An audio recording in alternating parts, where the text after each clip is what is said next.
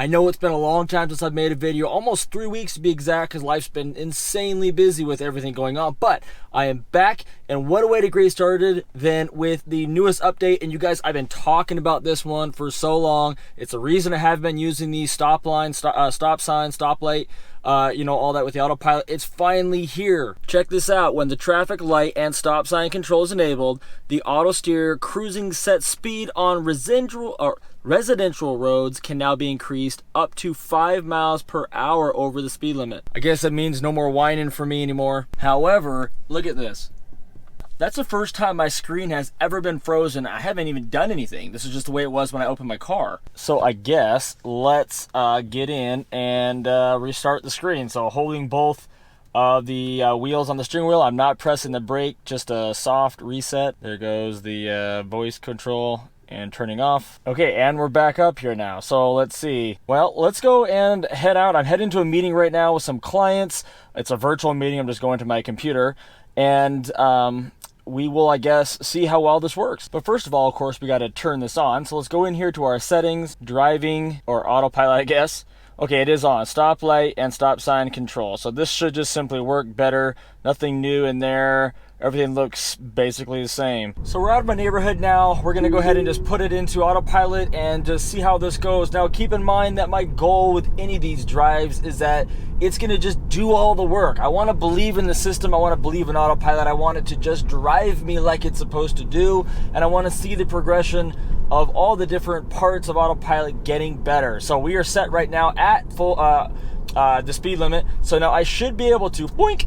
There we go, 5 over, locked into 5 over. This has been the thing that's held me back all this time. And for me personally, I'm gonna take it off autopilot here because I'm gonna actually turn here where my navigation is thinking I'm gonna go somewhere else. For me, this is when that feature actually starts. So all this stuff before was kind of a bunch of fluff to me.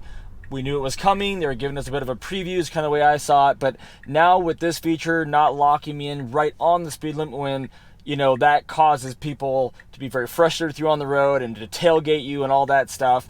Now that that's no longer on the table, this is when the program starts. So my goal is that it'll drive me all the way to my meeting today.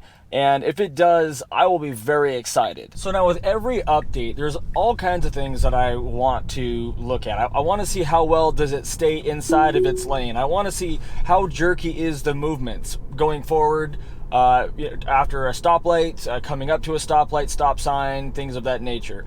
Here's a crosswalk situation where pedestrians sometimes walk by. How does it, pick up pedestrians on sidewalks? How does it pick it up everywhere? These are things I'm always looking for because if we're ever going to actually be a full self-driving vehicle, it's going to be all that need to do all that. So as we go through all this, we'll be watching. We're going to get it 5 over again.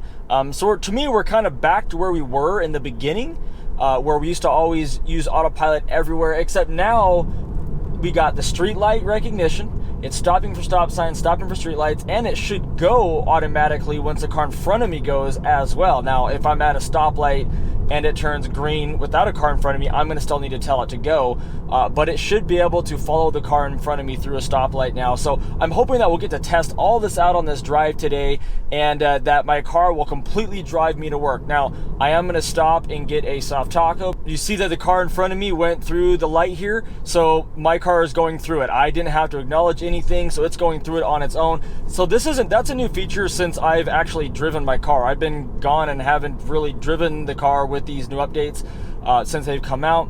So that's a really nice feature. Not every light anymore do you have to actually tap that down. Now, I don't know that for sure is a part of this update that we're on right now.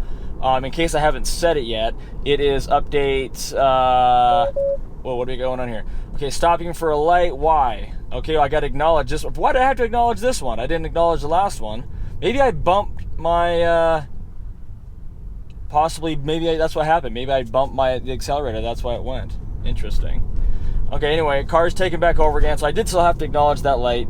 Let's see, I am on update 20.28.5. So I know a lot of people have had this already. There's videos out about it. I'm not the first to view this, but I just got it last night, and so I'm hoping that it's going to be, a big step in the right direction. So we got another light up here, and it's gonna obviously stop for the light. So, okay, let's just see what it does here. So I'm not touching anything. This is stopping for traffic control. Okay, so I do have to use the accelerator.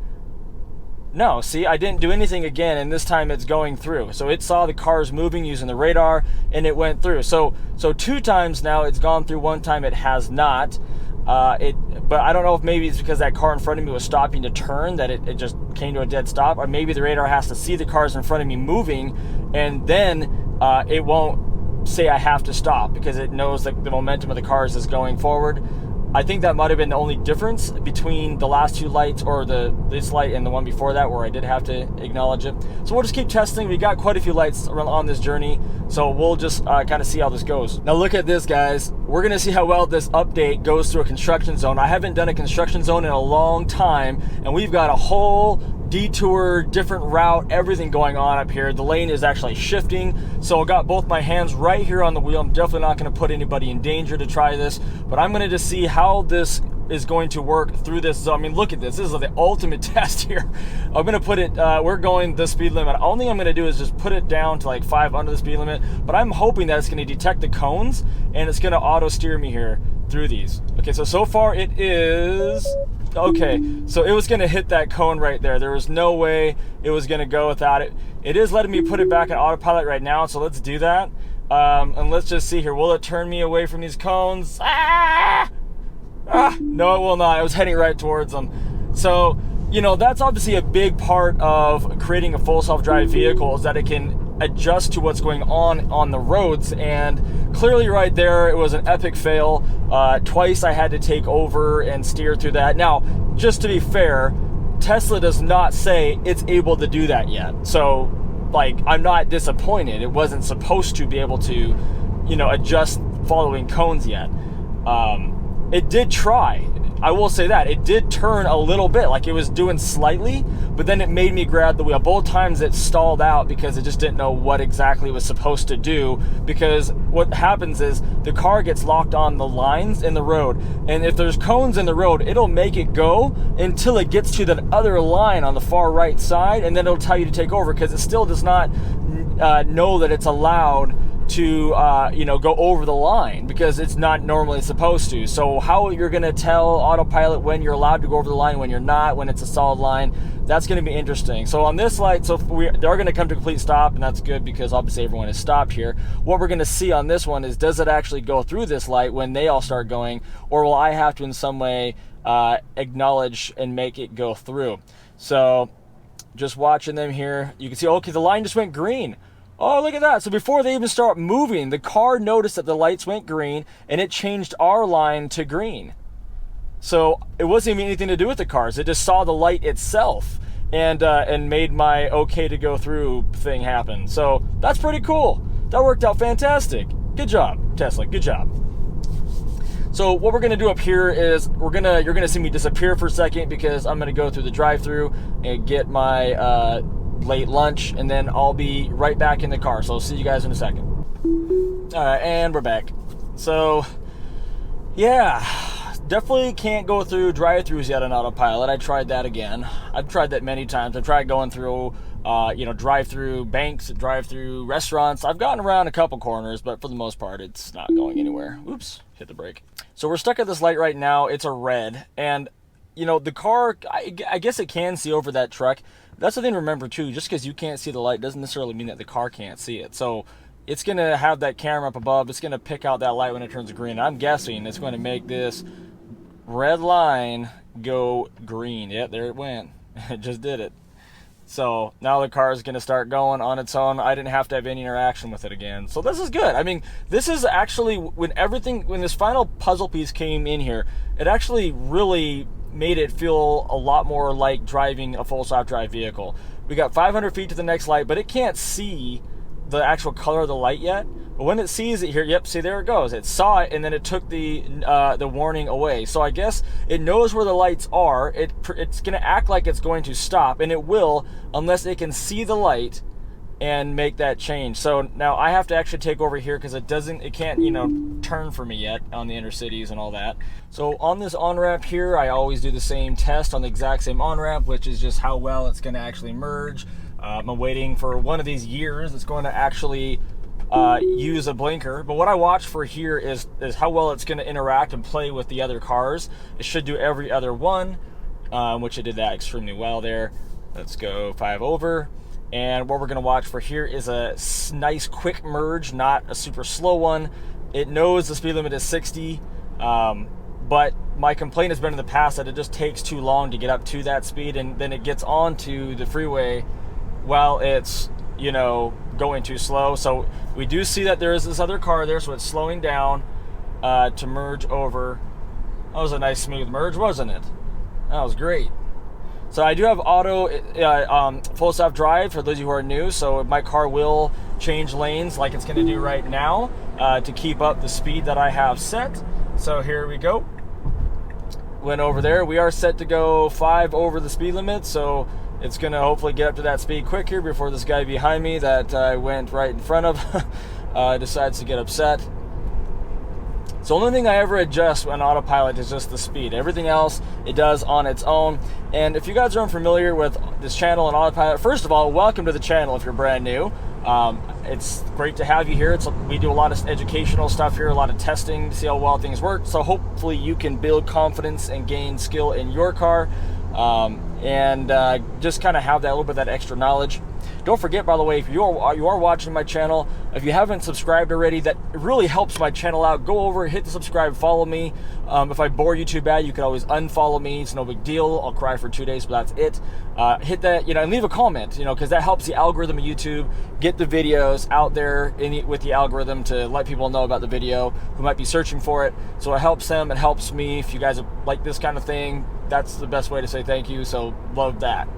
So as we're cruising along here, you notice a couple new things. One, we've got these new cameras here so we can see who's behind us in our blind spots really easily, which we didn't have before. And, there's a lot of talk about blind spot monitoring, about how this car doesn't have blind spot indicators. And it's because of this whole, we've got it all right here, we can see. But there are progression in this area because we can now see blind spots here if we have our camera on. So if you ever want to just check them, you could just pop it right there. You could voice command, say show me my backup camera.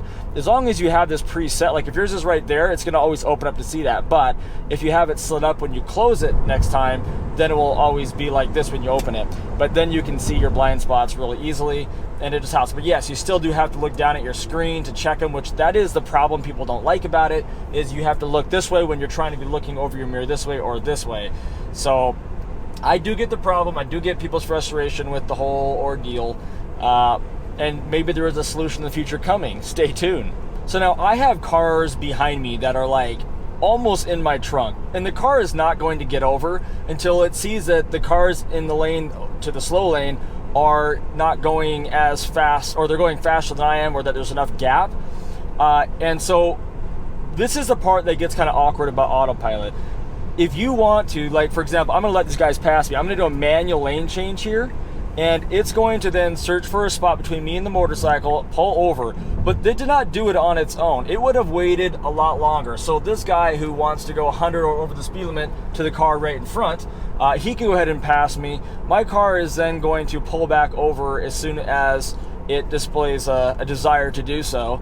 I do have my lane departure set on average, so it's not going to be as aggressive. If it was on Mad Max, I would have already gone over. But I'm glad it didn't. I mean, I've got all these cars you can see coming up on me right there. You can also see them in the rear view here, which, by the way, I really enjoy this. I really enjoy having all these cameras up. It just helps watch, so you can watch your car, what it's doing, a lot better. But like right now, it could get over. There is a semi coming up on me. It might be too late now. You can see it right there. But I don't know, after you tell your car to manually get over, I have found that it does take a lot longer to get over on its own again, because it's kind of like, all right, dude, you want to get over? Fine, you're over.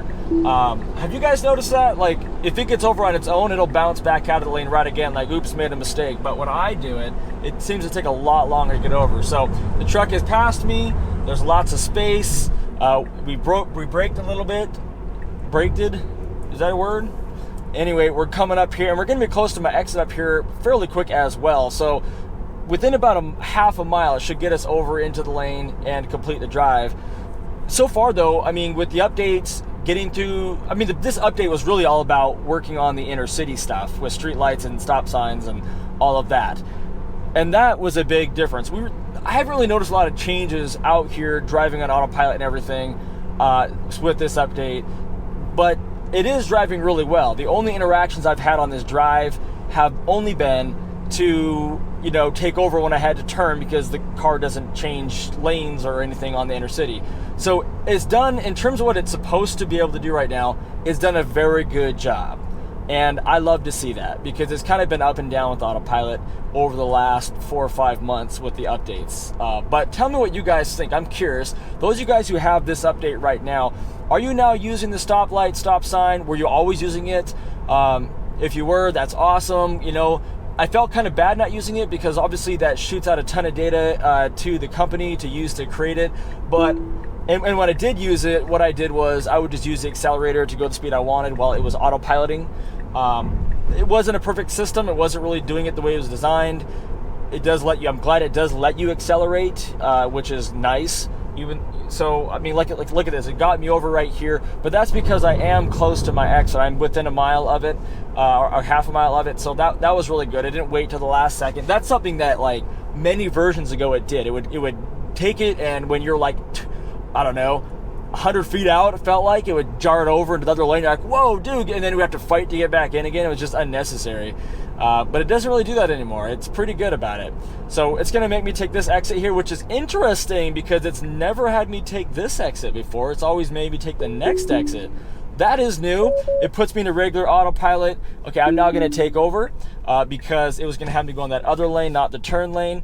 Okay, so I'm now in full control. And the reason how I took over autopilot in this situation was I just hit the brake. I could have lifted up my gear stock here. Or I could have jerked the steering wheel, which is highly not recommended. That is very dangerous. It's only there to prevent you grabbing the wheel on, you know, because the car is doing something wrong and not fighting you. That's not the recommended way to just turn it off. So anyway, my thoughts on this update are I love it. I've been waiting for it for months. It's fantastic. I will be using it now always. I hope you guys are enjoying your Tesla. It's good to be back making videos, back in town, and all this. So we'll see you guys a bunch more in the future. If you guys are needing accessories and discounts, check down below. Look at this guy in my lane. What's the car going to do? It's going to call him a bicyclist. Look at the bicyclist. I'm going to do a pass up here on him and get in front of him. But that's cool that it picked him up in the lane. It doesn't pick them up when you are beside them, though, and they're on the sidewalk. But it does pick them up apparently in the street, so that's fantastic. That's good. So anyway, guys, thanks for watching, and I'll see you guys on the next video. By the way, look at him. They're calling him a human behind me now. Oh, he's a bike now. Oh, he's a bike again. Still a bike, going the wrong direction, though. Oh, we just got run over by a truck. That's really cool.